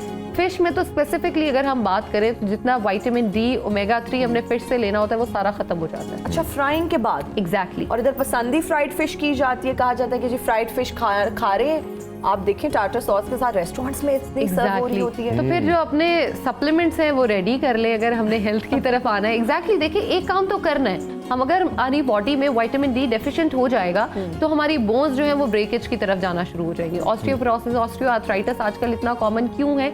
आम जबान में घुटनों में दर्द होना, हमारे छोटे छोटे जॉइंट्स में दर्द होना, कभी उंगलियों में दर्द है, कभी पाँव में दर्द है। क्यों दर्द है? इसलिए है क्योंकि हमारी बॉडी में विटामिन डी तो डेफिशिएंट हो जाता है। जो हम खाना खाते हैं, यानी फिश हमें वो चीजें दे रही है, लेकिन उसको बनाने का जो तरीका है वो गलत है। सही। बनाने के तरीके पे अगर हम कंसंट्रेट कर लें तो अपने फिश एयर फ्रायर में बन जाती है? यस, बिल्कुल। कुछ भी बन जाता है? हर चीज बन जाती है। ठीक है। एयर फ्रायर में आप ये समझ लें कि जैसे हम ऑयल से उसको हीट देते हैं, वो हवा से आती है और उसको पका देती है। अच्छा डॉक्टर ज़ैनब, मैं पिछले दिनों एक रिसर्च पढ़ी थी और उस रिसर्च में ये मेंशन किया गया था कि ये जो एयर फ्रायर की थ्योरी है, जो लोग कहते हैं कि जी आपने एयर फ्रायर में कुछ भी खा लिया बड़ा हेल्दी है, वो बिल्कुल गलत है। क्योंकि एयर फ्रायर में जो उसका जी साबरी साहब, वो कुछ एंजाइम्स, क्योंकि इतनी टेक्निकल टर्म्स यूज हुई हुई थी कि जो उसमें से वो मॉलिक्यूल्स होते हैं, फिर जो हीट इतनी ज्यादा उसमें होती है, that is again not good. फिर उसका ऑल्टरनेट वो यही कह रहे थे कि बेकिंग जो है ना वो सेफेस्ट वे है। एग्जैक्टली। बेकिंग जो है वो सेफेस्ट वे है, लेकिन एयर फ्रायर को हम किसी और तरीके से स्टीम कर लिया जाए। बिल्कुल स्टीम, पानी पे सिंपल चूल्हे पे रख के स्टीम कर लें। सबसे सादा तरीका ये। अच्छा, एयर फ्रायर का जो कॉन्सेप्ट है वो शुरू ही इसलिए हुआ कि ऑयल में फ्राइंग से बेहतर है। अदरवाइज ऑफ कोर्स उसके अपने नुकसानात जो हैं वो आहिस्ता आहिस्ता रिसर्चेस हो रही हैं, तो आ रहे हैं सामने। और जैसे आपने एंजाइम्स की बात की, वो वाकई ही उसमें सिक्रीट होते हैं, लेकिन तेल से 100% आ रहे थे, एयर फ्रायर से 40% आ रहे हैं, बेकिंग से वो 4-5 या 10% होंगे, तो इसलिए तो रेशियो कम है। एग्जैक्टली। अच्छा डॉक्टर ज़ैनब, बहुत सारे लोग ऑलिव ऑयल इस्तेमाल करते हैं, कुकिंग में भी इस्तेमाल करते हैं, खानों में भी इस्तेमाल करते हैं। अब ये कहा जाता है कि जो फ्राइंग वाला ऑलिव ऑयल है वो डिफरेंट होता है, तो वो क्लैरिफाई कर दीजिए। फिर जो सैलड्स की टॉपिंग के लिए इस्तेमाल होता है वो बिल्कुल डिफरेंट होता है। और ऑलिव ऑयल जब आप डालते हैं तो उसको भूनना नहीं है आपने बहुत देर, क्योंकि उसका टेम्परेचर जो है अगर वो ज़्यादा हो जाता है तो उससे भी उसकी अफादियत खत्म हो जाती है। इस पर भी थोड़ी सी। ऑयल में बेसिकली एक स्मोक पॉइंट होता है, हर ऑयल का वो होता है। ठीक है। अब अपने स्मोक पॉइंट पे वो बर्न होने लग जाता है। किसी ऑयल का हो सकता है 15 डिग्री हो, किसी का 20 डिग्री, किसी का 100 सेल्सियस पे जाके भी वो हो सकता है स्मोक पॉइंट ना प्रोड्यूस हो। लेकिन ऑलिव ऑयल का जो है वो तकरीबन रेशो जो आती है वो 10 से 15 के दरमियान आती है, यानी ये बहुत कम है। अगर आप उसमें बहुत ज्यादा अपने खाने की भुनाई करेंगे और उसको फिर खाएंगे तो वो बजाय फायदा देने के उल्टा नुकसान देगा। ठीक है। दूसरी चीज, ऑलिव ऑयल की टाइप्स आती हैं। एक्स्ट्रा वर्जिन ऑलिव ऑयल और सिंपल ऑलिव ऑयल जो है वो अवेलेबल होता है। अब जो एक्स्ट्रा वर्जिन है वो आप सिर्फ सैलेड की ड्रेसिंग पे अगर लेते हैं तो उसका ज्यादा फायदा है। अगर आप उसको फ्राई करेंगे, कुक करेंगे, वही स्मोक पॉइंट उसका बहुत लो है, वो आपको उल्टा नुकसान देना शुरू हो जाएगा। अच्छा। अगर यानी पकाने के लिए सादा ऑयल लेना चाहिए। जी बिल्कुल, सादा ऑलिव ऑयल। वैसे मैं तो ये प्रेफर करती हूँ कि अगर आपने किसी भी चीज को इस्तेमाल करना है, ऑयल को स्पेसिफिकली लेना है, थोड़ा कर लें, लेकिन देसी घी का इस्तेमाल करें। अच्छा। सरसों के तेल पे क्या सरसों कहेंगे? के तेल को हम यूज कर सकते हैं, उसकी अफादियत भी है उसमें। अच्छा, अगर हम फ्राइंग करते हैं ना तो उसके भी नुकसानात कम है। अच्छा, बहुत सारे लोग फ्राइंग के लिए गैन यूज करते हैं, उसको मीठा कर देते हैं, उसमें पहले वो आटे का पेड़ा सा डाल के उसको ये मीठा करके वही बात है, इस्तेमाल करते हमने हैं। हर चीज में कुछ ना कुछ जो है ना अपना टच देसी दिया देसी हुआ है। दिया हुआ है, तो वो भी नहीं है। अच्छा, नहीं करना चाहिए, नहीं करना चाहिए। अच्छा। नहीं करना चाहिए। आप बहुत उसको भी उतना लें। देखिए, स्मोक पॉइंट एक हो गया, एक होते हैं ट्राइग्लिसराइड, यानी आपके ऑयल के बॉन्ड्स यूं जुड़े हुए होते हैं। जब हम उसे हीट देते हैं तो वो टूटते हैं। जब आप फिर ठंडा करते हैं वो ऑफ कोर्स यहाँ तो नहीं जुड़ेगा, वो यहाँ कुछ डिफरेंट फॉर्म बना लेगा अपनी, तो वो जब दोबारा टूटेगा वो नुकसान देगा। अच्छा, ये इफ्तारी में कहाँ से आ गए ये पकोड़े, समोसे, ये सब ये आइटम्स कहाँ से इफ्तारी में कैसे आ गई? अच्छा, अब ये देखिए, जब भी हम ये खुश तारीख से होते हैं इसका ना, क्या ताल्लुक है? जब भी हम खुश होते हैं हाँ। हम खुशी से खाने को रिलेट करते हैं। बारिश हो रही हो में सबसे पहले पकोड़े चीज़ बनाओ। पकोड़े बना ले। तो एक इफ्तारी भी एक खुशी का मौका है, एक मुसलमान के लिए खुशी है। तो इस वजह से बिल्कुल हम अपनी खुशी में उनको शामिल करते जो हैं। भी लाया वो ये सोच कर लाया। हाँ, बिल्कुल ठीक हो गया। और किसी ने इस्तेमाल किया होगा कि अपनी खुशी में इसको शरीक करते हैं, तो वो करें। फिर एक ट्रेंड बन गया और हमारे लिए बीमारियों अच्छा। का मरकज बन गया। अल्लाह। साबरी साहब, ये तो आपने वो बात की है कि लेकिन हाँ, अगर हम 1 से 2 जी या मैक्सिमम 3 से 4 पकौड़े समोसे दोनों की बात कर रही हूँ, छोटे समोसे और पकौड़े 3 से 4 इस्तेमाल करते हैं तो उसका एज सच नुकसान नहीं होगा। ऑयल में फ्राइड हुए हुए हाँ, ऑयल में फ्राइड भी अगर 3 से 4 ले रहे हैं तो एज सच नुकसान नहीं तो है। खा सकते हैं लेकिन रोज हम इफ्तारी करते में। क्या है, जी। कम से कम 10-10, 15-15 एक बंदा खा। ये भी कल आपने पकौड़ा। तकल्लुफ किया है। ये 10 वाला भी आपने तकल्लुफ किया है। और वो जो साबरी साहब आप बता रहे थे पकौड़े उसके ऊपर नान के ऊपर रख के ओहो हो, ये तो मैं वाकई नान के ऊपर रखकर पकोड़े, मैंने जब तक मैं किबला कराची में था ना, मुझे ये नहीं पता था कि नान पकोड़े भी खाए जाते हैं। पकोड़ों के साथ पकोड़े तो खाते क्या थे। जबरदस्त कॉम्बिनेशन। आप जो मर्जी कहें, जो पकोड़ों की आवाज आती है ना जब वो फ्राई होते हैं और जो उसकी खुशबू आती है, कौन डॉक्टर साहब, कौन है आप? आप हैं कौन? हम यहाँ फिर ये बात कर लेते हैं, सेहत या जायका या दोनों नहीं, में उन्होंने थोड़ा लेके लोगों ने कहना है कौन तस्लीम साबरी, कौन हिना नियाजी, कौन डॉक्टर जैनब, हम नहीं जानते। हमें हमें खाने से मतलब पकौड़े लाए जाए। अच्छा डॉक्टर जैनब, जो चिकन रोस्ट या ब्रोस्ट बनाया जाता है, बहुत ज़्यादा वो भी पसंद किया जाता है, उसको भी प्रॉपर फ्राई किया जाता है, डीप फ्राई किया जाता है। क्या उसका ऑल्टरनेट ये है कि हम उसको तंदूर में उसको मैरिनेट करके और हम उसको तंदूर में रख दें और कोयलों पे चारकोल में पकाया जाए, या उसके भी कोई नुकसान आते हैं? अगर उसके भी हैं तो फिर हम खाना छोड़ देते हैं सिंपली। जब कोयले पे कोई चीज पकती है, हम गोश्त को रखते हैं तो उसका पानी और चर्बी पिघल के कोयले पे गिरती है। हाँ जी। और जब वो कोयले का स्मोक प्रोड्यूस होता है ना, वो हमारे लिए अनहेल्दी है। अच्छा, ठीक है, फिर क्या इसका खाएं, अगर कैसे आपने खाएं? हमने बताया ना, बेक करके खाएं, स्टीम करके बेक खाएं। करके या स्टीम? उसको Steam या देखिए, बेक में और आपके चारकोल पे पके हुए का एज सच कोई फर्क नहीं होता अगर आपने मसाले ठीक लगाने हो तो। अच्छा, ठीक है। अच्छा, ऐसे ही ड्राई फ्रूट्स हैं, उन्हें भी फ्राई किया जाता है, उससे उनकी अफादियत कम हो जाती है, बढ़ती है, या क्या है ये हो जाती है क्योंकि हम उनको ड्राई रोस्ट कर रहे होते हैं, मोस्टली पीनट बटर के साथ या आलमंड बटर के साथ। तो जब वो एक अपना टेम्परेचर राइज करते हैं, एक तो वो बहुत ज्यादा फैटनिंग हो जाते हैं और दूसरा उनका हमारे मैदे पे वो बहुत ज्यादा हैवी होते हैं पिंजीरी और में ज्यादा फ्राई किए जाते हैं। मजेदार भी हो जाते हैं। मजेदार। एक वक्फा लेंगे, वक्फे के बाद लौटते हैं इस यकीन के साथ आप कहीं नहीं जाएंगे।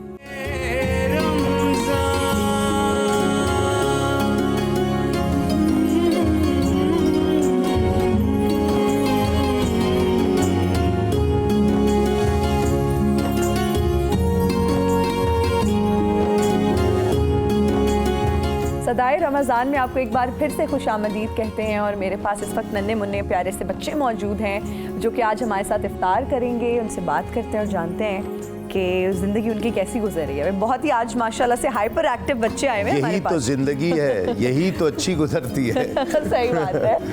बेफिक्र है? जिंदगी। बेटा क्या नाम है? हराम। हरम। हरम, आपका रोज़ा तो नहीं है ना? किसी क्लास पढ़ते हो आप स्कूल में? किस क्लास में हो? 3 क्लास में। 3 क्लास में पढ़ती हूँ। जी, नर्सरी में है।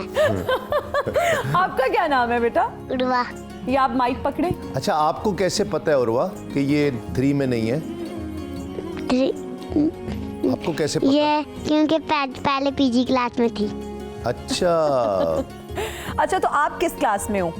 प्रेप में हो। और आपका रोजा है? नहीं नहीं है रोजा? नहीं।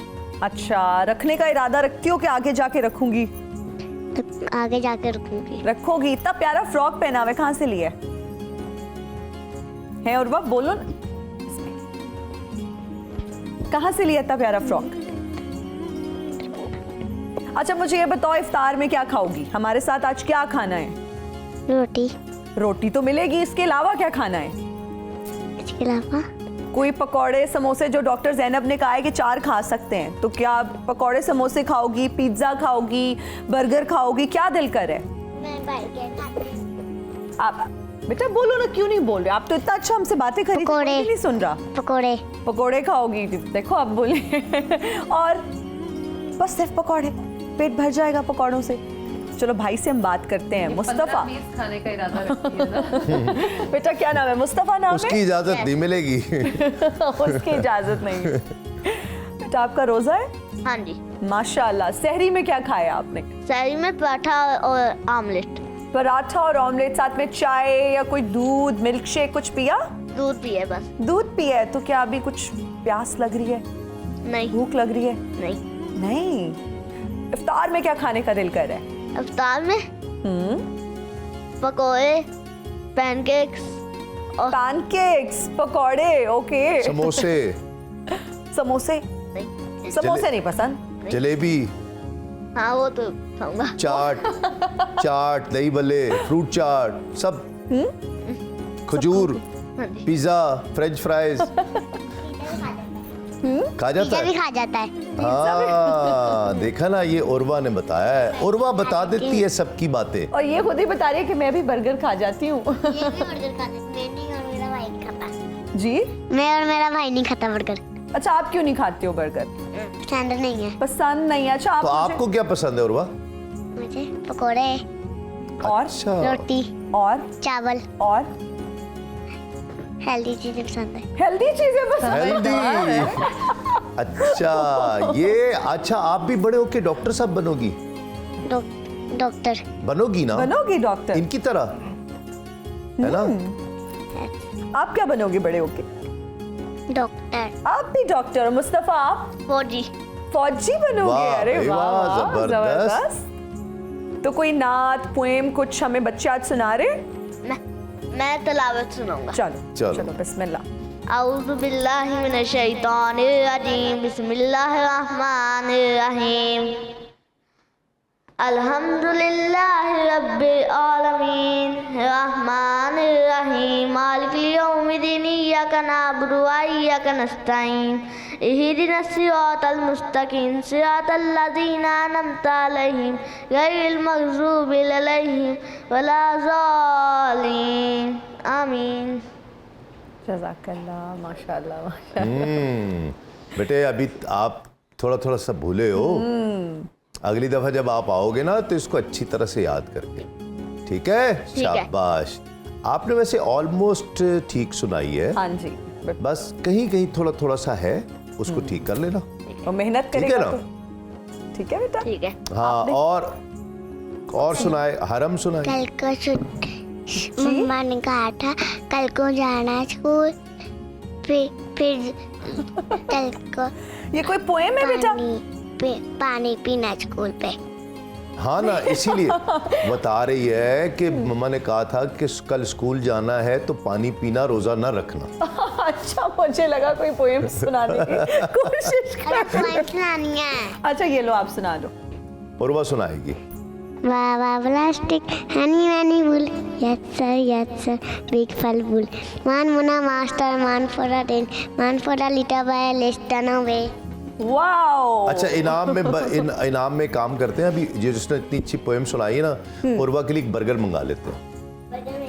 वो कह रही है बर्गर खाती नहीं, हम तो बर्गर ही मंगाएंगे। मैं नहीं खाती। आप जो मर्जी को, हम तो बर्गर मंगाएंगे। नहीं, मैं नहीं खाती। नहीं खाओगी? नहीं खाऊंगी। ये क्या बात हुई? इनाम मिल रहा है आपको। ये देखो ना, इनाम भी मिलेगा ना, आपका गुडी बैग है अगर आप बर्गर खा ये भी मिलेगा और मैं बर्गर नहीं खाती। फिर क्या खाती हो? बर्गर का बाइकआउट कर रखा है उसने। कह रही है पकौड़े खाती हूँ, रोटी और पकौड़े खा लेगी। Done? हाँ जी, रोटी पकौड़े साथ खाऊंगी। चलो हेल्दी कुछ खाओगी ना, रोटी और पकौड़े तो हेल्दी चीज है जी। चलो चलो जी। साबरी साहब, आज उसवाए सहाबा में, आज उसवाए सहाबा में हम सुना रहे हैं हज़रत अब्दुल्ला बिन ज़ुबैर रज़ी अल्लाह ताला अन्हु की बात। ठीक है, हज़रत अब्दुल्ला बिन ज़ुबैर, तवज्जो से सुनना। और कल नहीं, कल तो क्या, कल पीर है ना, कल नहीं परसों मैं उर्वा से सुनूंगा। ठीक है उर्वा? नहीं तो आने तो किसने कहा, मैं आके घर पे आके तुमसे सुनूंगा। Done done. ठीक है, ये याद रखनी है। हज़रत अब्दुल्ला बिन ज़ुबैर रज़ी अल्लाह ताला अन्हु बेटे थे हज़रत ज़ुबैर बिन अवाम रज़ी अल्लाह ताला अन्हु के।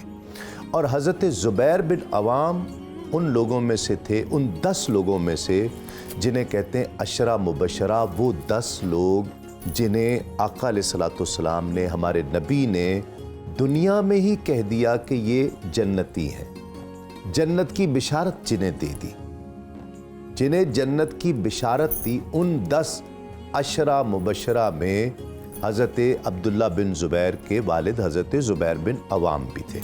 और ये आपको पता है हज़रत ज़ुबैर बिन अवाम कौन थे? हाँ, ये हज़रत अबू बकर सिद्दीक रज़ी अल्लाह ताला अन्हु की एक तो साहिबजादी थी ना, हज़रत आयशा, जानते हैं, ये उनकी बड़ी बहन थी। तो ये वालिदा थी हज़रत अब्दुल्ला बिन ज़ुबैर की। तो गोया हज़रत अबू बकर सिद्दीक जो थे, ये हज़रत अब्दुल्ला बिन ज़ुबैर के नाना हुए। हज़रत अस्मा के बेटे थे ना जी। तो हज़रत अस्मा बिनते अबू बकर। और एक और मज़े की बात, उर्वा सुन रही हो, है ना? उर्वा सुन रही हो? सुन रही हूँ। सुन रही है। अच्छा, जब आका अलैहिस्सलाम, हमारे नबी और सहाबा जब मक्के में मुश्किलात हुई, परेशानियाँ, तो हिजरत करके मदीने आ गए, तो 1 साल तक किसी के घर कोई औलाद नहीं हुई। आका अलैहिस्सलाम के जितने सहाबा थे कलमा गो, उनके यहाँ औलाद नहीं हुई। तो यहूदी जो कहने लग गए, उन्होंने कहा कि जी हमने जादू कर दिया है, हमने इन पे जादू कर दिया है, अब इनके घर, किसी के घर कोई औलाद नहीं होगी। तो 1 साल तक कोई बच्चा नहीं हुआ मुसलमानों के यहाँ। सन 2 हिजरी में हज़रत अब्दुल्ला बिन ज़ुबैर पहले बच्चे पैदा हुए। तो हज़रत अब्दुल्ला बिन ज़ुबैर के पैदा होने पर मदीने के मुसलमानों ने इतनी खुशियाँ मनाई कि हज़रत अब्दुल्ला बिन ज़ुबैर पैदा हुए और यहूदी भी खामोश हो गए, उनका भी मुंह बंद हो गया, जो कहते थे ना कि हमने जादू कर दिया, अब कोई बच्चा नहीं होगा। तो अल्लाह ताला ने हज़रत ज़ुबैर बिन अवाम के घर हज़रत एक बेटा अता किया। ये हज़रत अबू बकर सिद्दीक का नवासा था, हज़रत अब्दुल्ला बिन ज़ुबैर। और फिर जब इन आका अलैहिस्सलाम का विसाल हुआ, तो इनकी उम्र ज़ाहिरी बात है कि 8-9 बरस थी। तो हुजूर की बैत भी उस वक्त इन्होंने की। और हज़रत अब्दुल्ला बिन ज़ुबैर जो है, ये बड़े बहादुर थे। बहादुर, तुमने फ़ौजी बनना है ना? हाँ, फ़ौजी तो बहादुर होते हैं, बहुत होते हैं कि नहीं होते, बताओ? हाँ जी, होते हैं। होते हैं ना? तो तुम भी बहादुर हो? हाँ जी। तो फ़ौजी तो बहादुर होते हैं, तो तुम्हें भी बहादुर बनना पड़ेगा। और हज़रत अब्दुल्ला बिन ज़ुबैर भी बहुत बहादुर थे, बहुत ज़्यादा बहादुर थे। और 14 साल 13 साल 14 साल की उम्र में ही जंगों में जाने लग गए थे साहब, इतने ज़्यादा। और फिर वाक़यात में मिलता है कि जब यजीद को नामज़द किया गया हुकूमत के लिए, सल्तनत के लिए, बादशाहत के लिए, तो हज़रत अब्दुल्ला बिन ज़ुबैर ने उसकी बड़ी मुखालफत की थी। और हज़रत इमाम हुसैन को भी आपने मना फरमाया था कि इमाम आप न जाएं कूफे और मेरे साथ मक्के चले। तो हज़रत अब्दुल्ला बिन ज़ुबैर भी उस वक्त मक्के में चले गए थे। और फिर जब हज़रत इमाम अली मकाम हज़रत इमाम हुसैन की शहादत हो गई, खानवादा अहले बैत की शहादत हुई, तो ये हज़रत अब्दुल्ला बिन ज़ुबैर ही थे जिन्होंने बड़ी बहादुरी के साथ बड़ा अहम किरदार अदा किया था और यजीद और उसके साथियों की मुखालफत की थी। और मक्के में फिर आपकी हुकूमत भी हो गई थी। मदीने में भी मरवान को निकालने वाले हज़रत अब्दुल्ला बिन ज़ुबैर थे। फिर उसके बाद इराक़ में भी बहुत जगहों पर, बहुत मकामात पर हज़रत अब्दुल्ला बिन ज़ुबैर की हुकूमत हो गई थी। तो हम जी ये कहानी चल रही है, आप इसमें शामिल हो सकते हैं। हज़रत अब्दुल्ला इब्न ज़ुबैर जैसे आप फरमा रहे थे और मशवरा भी दिया था इमाम को कि आप ऐसे ना जाएं। ये वैसे बहादुर थे शुरू से ही, जो है ना, इनकी पहचान एक बहादुर शख्स के सूरत पे होती थी। 14 साल की उम्र में जंगे यरमूक में इन्होंने शिरकत की है। ये बहुत बड़ा मार्का था। मिस्र भी जो फतह हुआ, अमर बिन आस के साथ भी ये 2 साल बाद ही वहाँ भी गए थे ऐसे ही। और फिर जब यजीद ने यानी पूरी ताकत के साथ मक्का पर हमला किया है, मदीना पर हमला किया है, तो उसके सामने डट कर खड़े होने वालों में हज़रत अब्दुल्ला इब्न ज़ुबैर जैसी शख्सियत जो है वो पेश थे। यानी हुसैनी मिशन का अगर उनको सिपाही कहा जाए तो ये दुरुस्त होगा, गलत नहीं होगा। जी किबला। हाँ जी, ऐसा ही है कि जब लश्कर यजीद ने मदीने की ताराजी के बाद मक्का का रुख किया, उस वक़्त मक्का में अब्दुल्ला इब्न ज़ुबैर मौजूद थे और वहाँ पर यहाँ तक कि सबसे पहले रसूलुल्लाह की दुनिया से पर्दा फरमाने के बाद जो खाना काबा की तौहीन की गई, ये उसी वक्त की गई थी। और यहाँ तक कि खाना काबा के पर्दे को आग लग गई और फिर उसके बाद उसे दोबारा तामीर किया गया। उस वक़्त आप वहीं खाना काबा के अंदर मौजूद थे और वो लश्कर यजीद इसीलिए वहाँ पे गया था कि वहाँ पर अब्दुल्ला इब्न ज़ुबैर मौजूद थे। ठीक है। और हज़रत अब्दुल्ला बिन ज़ुबैर बहुत हुसैनी और शरीक इस वजह से नहीं हो सके उस काफ़िले में अहले बैत के कि आप ये चाहते थे कि इमाम को भी रोकें और यहाँ अगर मुश्किलात हैं, परेशानियाँ हैं तो मक्के में चलते हैं, वहाँ पर हिजरत करते हैं, वहाँ पर ठहरते हैं, आप ना जाएं। और वो चाहते थे कि ये बदबख्त लोग हैं, ये कुछ भी कर सकते हैं, ये इस वक्त खून उतरा हुआ है तो ये कुछ भी कर सकते हैं। तो इमाम के जाने के हक़ में नहीं थे हज़रत अब्दुल्ला बिन ज़ुबैर, मतलब उन्हीं की जान और उनकी मोहब्बत में वो उन्हें मना कर रहे थे कि आप ना जाइए। हाँ, और साथ नहीं गए कि वो भी चाहते थे कि मक्का को खाली ना छोड़ा जाए। जी हाँ। इमाम अली मकाम जो वहाँ से सफ़र फरमा रहे थे तो ज़ाहिर सी बात है पूरी दुनिया के लोग उस वक्त मक्का में मौजूद थे। जुल्हिज्जा में इमाम अली मकाम कुफा की तरफ रवाना हुए। जी। तो हज का सीज़न चल रहा था और हज लोग करने आए हुए थे। तो अब्दुल्ला इब्न ज़ुबैर हज़रत इमाम हुसैन के बाद ये वो बुज़ुर्ग शख्सियत थे जिनकी तरफ लोगों का रुजू था। तो आप चाहते थे कि मैं अगर उस तरफ जा रहा हूँ और उधर फितना पैदा होने के तो इम्कानात मौजूद थे, तो हज़रत अब्दुल्ला इब्न ज़ुबैर को बतौर नायब मक्का में छोड़ के आप गए कि अगर उधर मसाइल पैदा हों तो फिर ये पीछे एक ऐसी शख्सियत हो जो लीड कर सके। और फिर इन्होंने अपने तौर पे कोशिश तो की, अगरचे उसके अंदर आपकी शहादत भी एक जंग में ही होती है। ऐसे एक जंग में ही, जंग लड़ते हुए ही आपकी शहादत भी हुई। बहुत बहादुर, बहुत निडर शख्सियत हज़रत अब्दुल्ला बिन ज़ुबैर, और जिनकी विलादत पर आका अलैहिस्सलाम तमाम सहाबा ने, चूँकि वो यहूदी कहते थे कि जी हमने जादू कर दिया, तो ये वो हस्ती थे जब उनकी विलादत हुई तो फिर सब ने खुशियाँ मनाई, हज़रत अब्दुल्ला बिन ज़ुबैर। और ये वो हस्ती हैं कि रात के वक्त हुज़ूर अलैहिस्सलाम के आस्थाने पर वक्त गुजारने का भी इन्हें मौका मिला है, अपना बचपना। अच्छा, उर्वा नात सुनाने वाली है। उर्वा नात सुनाओगी? चलो। तो फिर नात सुनाओगी तो फिर हम इनाम में बर्गर मंगाएंगे। नहीं नहीं बर्गर नहीं खाओगी? नहीं खाती। अच्छी बात है। बाइकाट, मेरा भी बाइकाट है बर्गर। आप भी नहीं खाती? बस बाइकाट। हम भी नहीं खाएंगे, है ना? आपने भी नहीं खाना, हमने भी नहीं खाना। बर्गर खत्म जी। Very good. चलो सुनाओ। चलो सुनाओ। सभी जल्लल्ला माफी कलबी कायुल्ला नूर मुहम्मद सल्लल्लाह ला इलाहा इल्लल्लाह। अपनी बहन से बोले उमर, ये तो बताओ क्या करती थी मेरे आने से पहले, क्या छुपा के पढ़ती थी।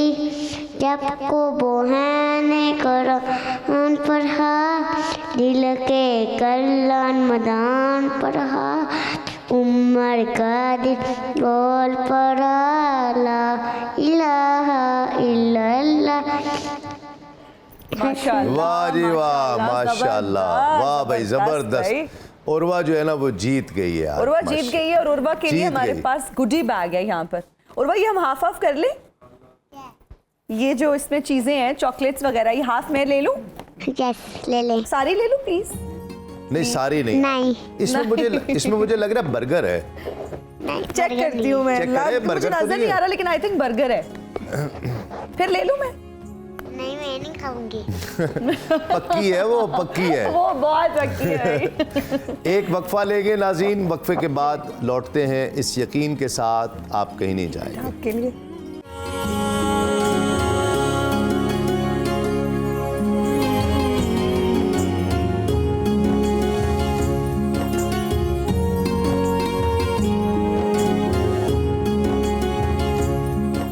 नाज़रीन खुशामदीद, एक मरतबा फिर आपका खैर मकदम है सदाए रमज़ान ट्रांसमिशन में। और इफ्तार के बाद लाहौर और उसके मज़ाफ़ात में, अभी कराची में भी वक्त है और लाहौर उसके मज़ाफ़ात में इफ्तार हो चुकी है। इब्राहिम शहजाद साहब ने हमें ज्वाइन किया है। बहुत ही शानदार पेंटिंग्स इनकी, मैं तो देखकर जब आकर लग गई थी, इब्राहिम साहब नहीं आए थे तो मैं सोच रहा था कि यार इस बंदे से मुझे मिलना है, ये इसने कितनी खूबसूरत बनाई है पेंटिंग। तो इनसे भी हम बात करेंगे। और बच्ची एक बड़ी प्यारी सी महक बतूल हमारे साथ हैं जो मुकाबले में आज शरीक है और मुकाबले की नात पढ़ेंगी। बिस्मिल्लाह बेटा। सर इजाज़त है आपकी?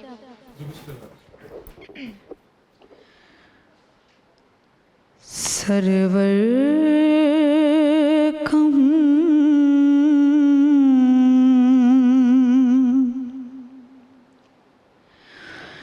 के मालिको मौला कहूँ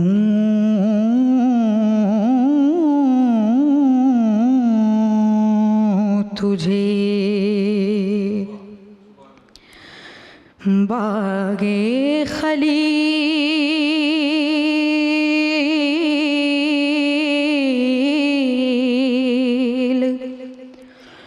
कागुले ज़ेबा कहूँ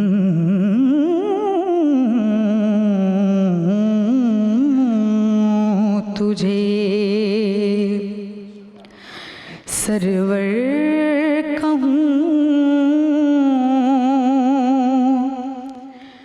के मालिको मौला कहूँ तुझे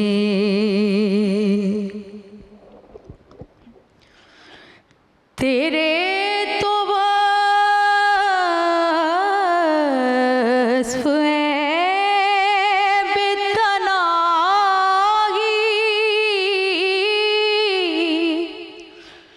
से है बरी तेरे तो वस्फ़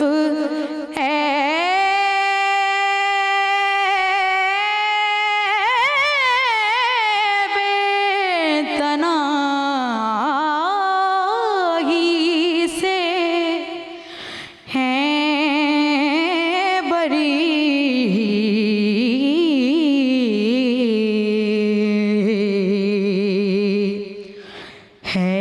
हैरान हूँ मेरे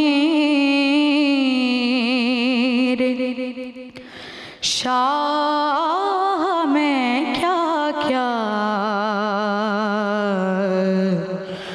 कहूँ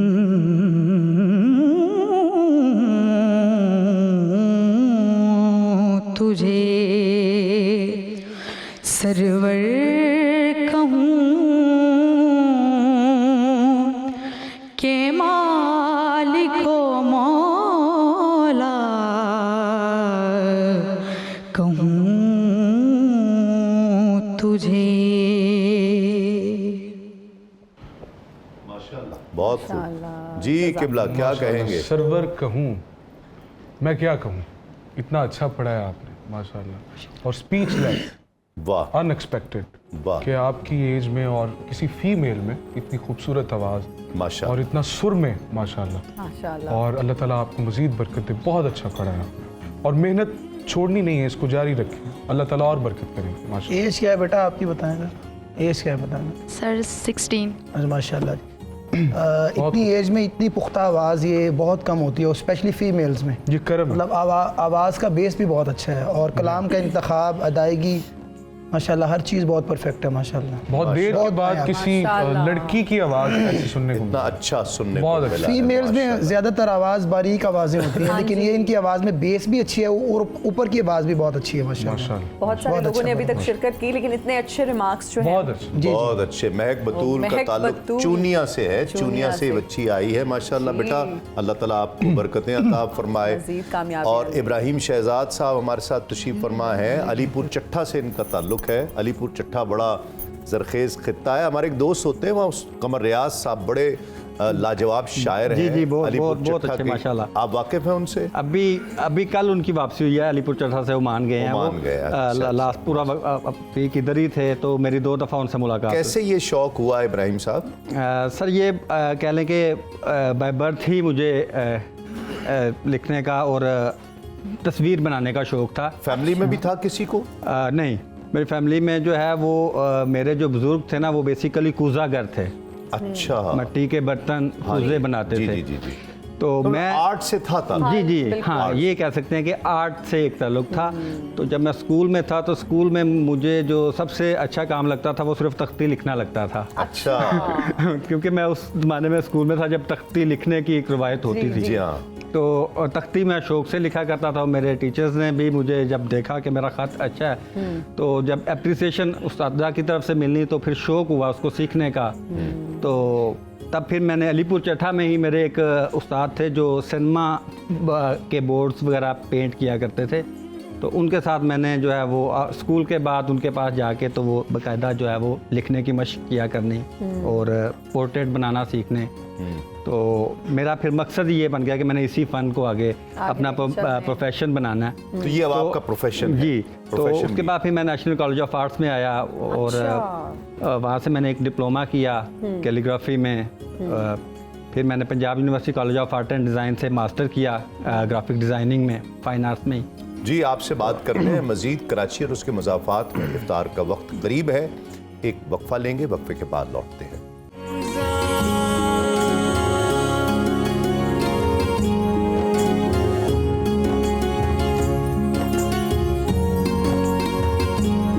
हाजिर हैं ब्रेक के बाद। आप देख रहे हैं सदाए रमज़ान और अब इब्राहिम शहजाद साहब से इनकी तख्लीकात के बारे में जानते हैं। सर बताइएगा।